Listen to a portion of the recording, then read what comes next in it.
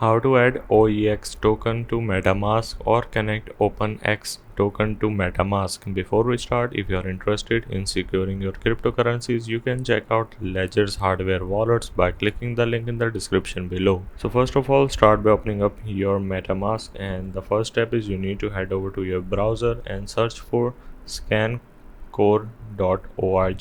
and once you search for this, scroll all the way down until you see the option of add core Metamask. Click on it and then click on confirm button, then click on switch network and click on got it. Once you are done, you can now go back and then you're gonna need to click on import tokens, and then you need to simply paste the address that is given in the description below. Then click on next and then click on next again and simply click on import button, and there you have it. We have successfully added our OEX token to our MetaMask. Now it's ready to receive your tokens just like so hope this helped. This is how you can add OEX token to MetaMask.